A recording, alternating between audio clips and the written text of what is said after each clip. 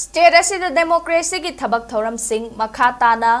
leihanabagi paikhatliba khongthang sing asina Indian Constitution gi nungi oiba Wahanthok adu Mayek Shengna Uthokpa Ngamli haina Manipur gi Governor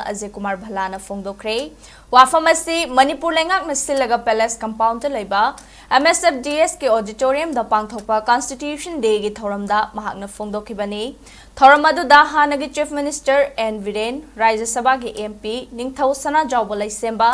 Manipur lenga ki Chief Secretary Punit Kumar Goyal amadi MLA khara yauna lenga ki makok thongba official kayana sarukyakhi Constitution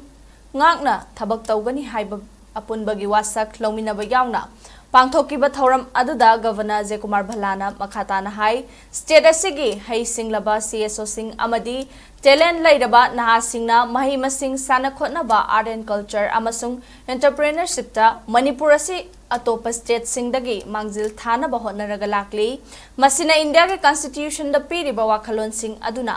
luchinglaga khumang chawsinba amadi nungsi chana na hingminabagi lambi ama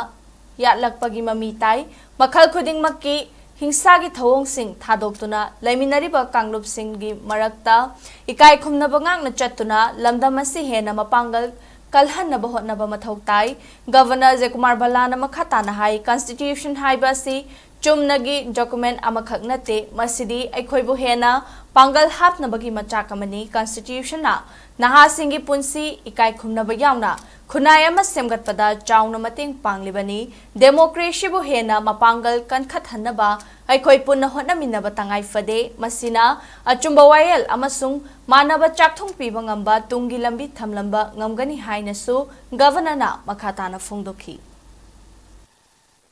Every teacher, every public servant, every youth, every community leader, and every institution of our society. Its spirit lives through our conduct, our decisions, and our collective resolve to build an India that is inclusive, peaceful, and progressive. On this solemn occasion, I urge the people of Manipur, especially our youth, to read and understand the Constitution, to uphold its values, and to carry forward the ideals and vision by the makers of our nation. Let's work together to strengthen our democracy, protect our unity, and create a future where justice and equality are not just constitutional promises but live realities of every citizen.